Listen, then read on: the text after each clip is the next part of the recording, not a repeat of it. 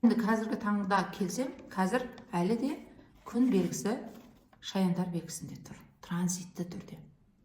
Бұл дегеніміз өзіме, жүрегіме жақын адамдарым мен үшін маңызды деген. Кім менің жағдайыма қарап, кім менің көңіліме қарап, кім менің настроениеме қарайды, міне сол адамдар мен үшін маңызды. Кімдердің алдында мен жарқын сөйлесе алам, өзімді тықпай, немесе тырыспай, бүріспей, міне осындай адамдар мен үшін ең маңызды деген. Қазіргі сәтте адамдардың жүрегінде тек қана осы бір ұран.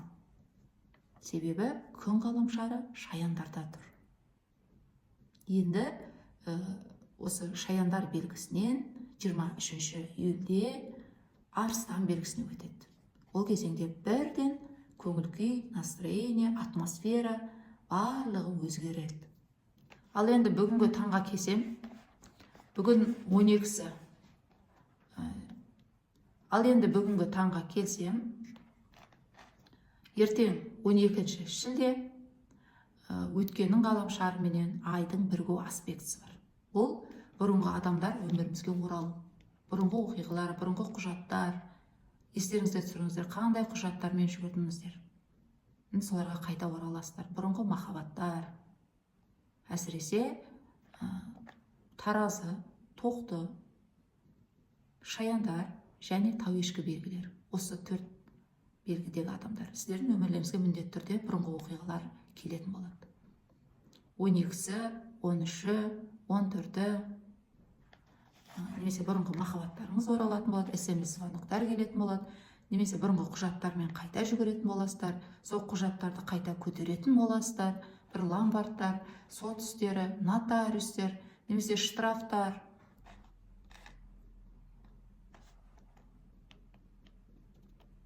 Бұрынғы достар, бұрынғы сыныптастар, бұрынғы көршілер, әйтеуір өміріңіздегі, немесе бұрынғы махаббаттар. Және осы 11 және 12 июль аралығында мына Венера менен Нептунның бірігу аспектісі бар. Абай болыңыздар, бұл алаяқтардың бір өзінің күшіне енетін кезеңі. Өзгелердің сөзіне сеніп қалмаңыздар, құжаттар толтыруда, ақша аударымдарын жасауда, немесе бір достығын, немесе махаббатын, көңілін білдірген адамдардың да сөзіне күмәнмен қараңыздар.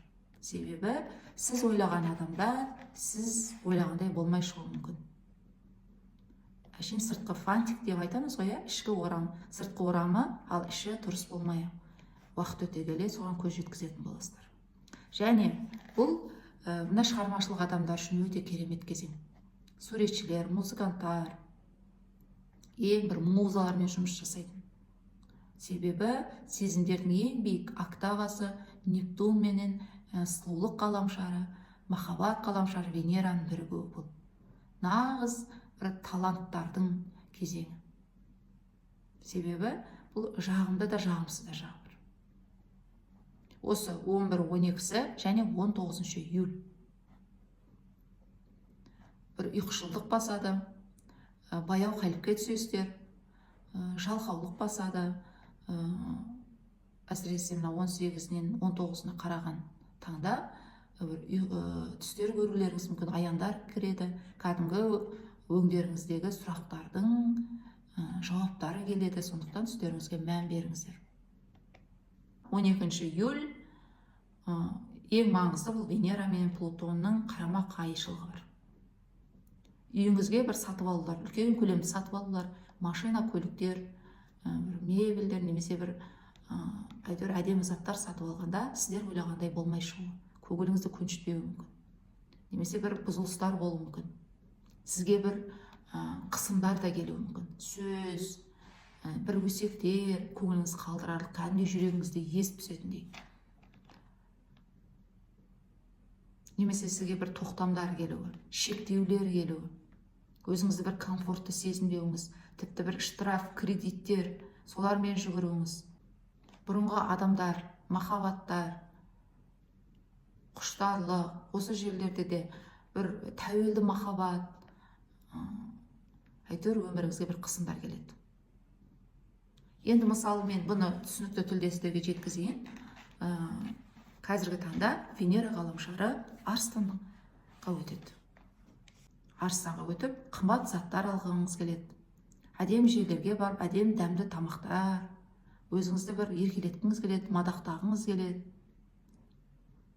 Әдем бір сумка киімдеріңізді шығарып, әдем аксессуарларыңыз, немесе ер жігіттер болсаңыздар, әдем киімдеріңізді киіп, бір көліктеріңізді сәндегілеріңіз келеді. Осындай қалыпқа түсесіздер. Әсіресе 11-ші июльден кейін. Себебі 11-де Венера ғаламшары Арыстанға өтеді транзитті түрде. Тағы айтам, транзит дегеніміз барлығымызға қатысты деген сөз. Бірден түсінікті болу керек. Былайша тілмен айтқанда. Транзитті бұл бүгінгі таңда аспан дүниесінде болып жатыр, барлығымызға қатысты. Қойт қандай белгі болсаңыз да. Осы біздің Венерамызға Плутон ғаламшарының қарама-қайшылығы бар. Қысым бар бізге. Ал Плутон қазір трансформация ғаламшары, қысым ғаламшары, бұл суығыш белгісінде тұр. Тура Арыстанның қарсы бетінде. Бұл Плутон ғаламшары дегеніміз, бұл әрқашанда үлкен махаббат, үлкен істер, үлкен ақшалар. Осындай жағдай үшін жүгіресіз, бір қысымға ұшырайсыз, бір сөздер естейсіз, жылау, бір көз жастары болуы мүмкін 12-сіне. Азанда күліп, түсте жылауыңыз мүмкін, кешке түк болмағандай жүруіңіз мүмкін. Бір күнде 3-4 күннің оқиғасы өтеді. 3-4 аспекті көрсеткендей болады. Және мына 13-ші июль күні өзі не болды деп өзіңізді түсінбей, қақшадай басыңыз қауғадай болып, өзіңіз әлі соның эффектісіне шыға алмай жүруіңіз мүмкін. Немесе бір туған туысқандарыңыз қысым жасайды. Әулеттеріңіз, бір адамдарменен келісімге келе алмай қаласыз. Бірақ міндетті түрде өте қатты көңіліңізді түсіретін бір оқиғалар болады. Бір күткен ақшаларыңыз келмейді, күткен махаббаттарыңыздан жауаптар келмейді. Сіз ойлаған адам болмай шығады. Осындай оқиғалар болады. Себебі бұл жерде осылай бір қиыншылық арқылы шындыққа көз жеткізу басты мақсат.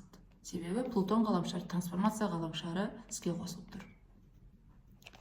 Бір келісімге келе алмай, тіпті ұрсысып, онан соң барып сөз арқасында, ұрыс арқасында жаңағы жоғарыға шындық шығады.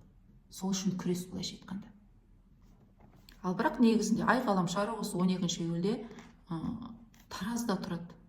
Өте ауа белгісінде, өте теңдікті қалайтын, ешқайда бір ешкімнің алдына шыға қоймайтын, өте бір жағымды кезеңде. 13-ші июльде де әлі ай ғаламшары Тараз белгісінде тұрады. Былайша айтқанда, осы таразылар басқарады. Таразылар осы үндері мұрындық болып жүреді көбісте.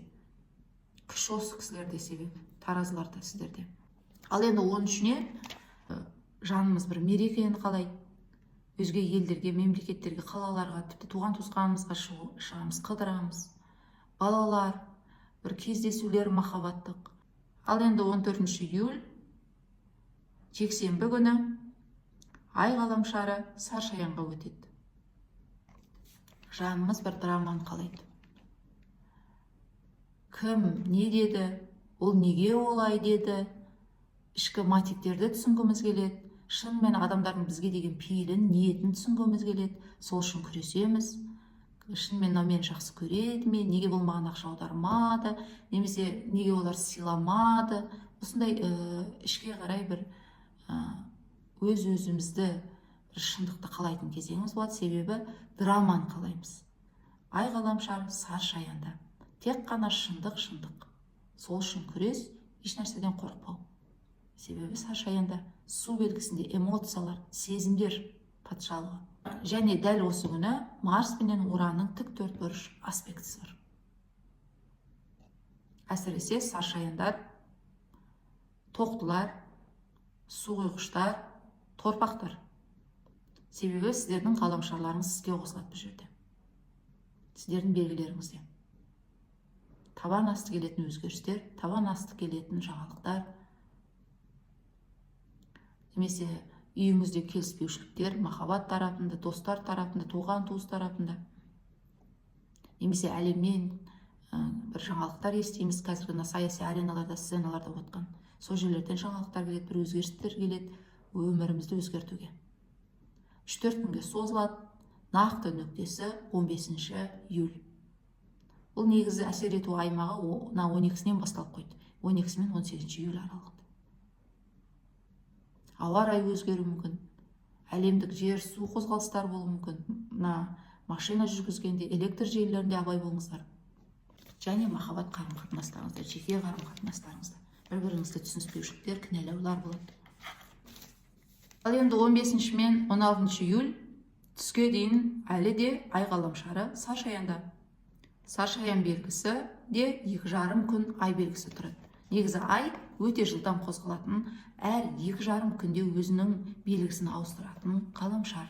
Ертеңгі күнімізге деген сенімділік пайда болады. Балаларымызбен қыдыру, оқу білімге ден қою, экзамен тесттерден өтетін кезеңіміз. 18-і, 19-і мына айдың толу процесіне қарай жақындап келе жатырмыз. Барлығымызда сезімдер шүпілдеген, сондай кезеңдерді өткереміз. Себебі қазір ай мерген белгісінде, өте оптимист белгісінде 18 пен 19-ында өте бір жағымды кезеңдерді өткереміз. Бірақ 20 мен 21-де, 22-сінде айдың толу процесі болады. Айдың толу процесі тау-ешкі белгісінде болады. Барлығымызға қатысты. Тау-ешкі деген тек тау-ешкіге қатысты деген сөзіміз, барлық белгіге қатысты. Әсіресе тау-ешкілер, шаяндар және таразы, тоқтылар